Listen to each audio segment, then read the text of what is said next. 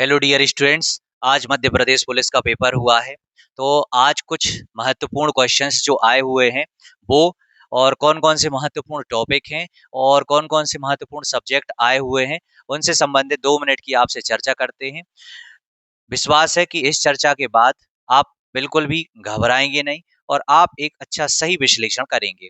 सबसे पहले तो आज जो पहली शिफ्ट में कुछ क्वेश्चंस आए हैं उन्हें हम देख लेते हैं। जैसे सबसे पहले जनरल नॉलेज में देखें तो मध्य प्रदेश के क्वेश्चन आज सबसे ज्यादा देखने को मिले हैं। क्वेश्चंस कुछ इस प्रकार हैं जो कुछ स्टूडेंट्स ने बताए हैं, ये वो क्वेश्चंस हैं। जैसे मध्य प्रदेश में खजुराहो नृत्य समारोह कितने दिनों तक चलता है? उप मुख्यमंत्री को शपथ कौन दिलाता है? मध्य प्रदेश का पहला वंश कौन सा था? ज्योग्राफी से क्वेश्चन है एक, हीराकुंड बांध किस नदी पर है? वर्तमान में मध्य प्रदेश पर्यटन संस्कृति धार्मिक न्यास धर्मस्व स्वतंत्र प्रभार के राज्य मंत्री यानी मध्य प्रदेश मंत्रालय से भी प्रश्न आया हुआ है। एक त्योहार का क्वेश्चन आया हुआ है। करंट अफेयर से रिलेटेड क्वेश्चन आया है, नरेंद्र मोदी जी के जन्मदिन पर आधारित है, जैसा कि आप यहाँ देख ही पा रहे होंगे। ठीक है, एक बार मैं फिर से दिखा देता हूँ इन क्वेश्चनों को, आप देख लीजिए और इन क्वेश्चनों को पढ़ लीजिएगा। फिर उसके बाद देखें साइंस से भी क्वेश्चन है, जैसे फ्लेमिंग के बाएं हाथ का नियम क्या बताता है? मध्य प्रदेश में पूर्व से किस नदी का उद्गम होता है? नेशनल हाईवे का क्वेश्चन है। धूपगढ़ कहाँ है या धूपगढ़ की चोटी से रिलेटेड एक क्वेश्चन है।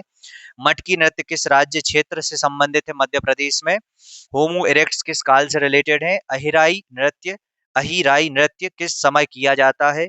ठीक है, ये बहुत से क्वेश्चन ऐसे हैं। विक्रमशिला विश्वविद्यालय साइंस से क्वेश्चन है, ज्योग्राफी से क्वेश्चन है। ठीक है, तो इससे हम निष्कर्ष ये लगा सकते हैं कि जनरल नॉलेज में उन्होंने शायद ही है कोई पार्ट छोड़ा हो, और अगर अभी छोड़ दिया है तो धीरे धीरे वही पार्ट फिर से आएगा।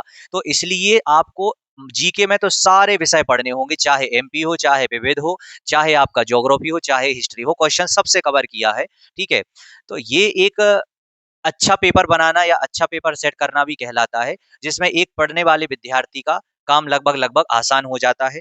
मैथ्स की बात करें तो मैथ्स में भी लगभग उन्होंने सभी टॉपिक कवर किए हैं, चाहे वो बोर्ड मास से क्वेश्चन हो, चाहे वो मेंसुरेशन से क्वेश्चन हो। रीजनिंग में भी उन्होंने लगभग हर जगह से क्वेश्चन पूछा है।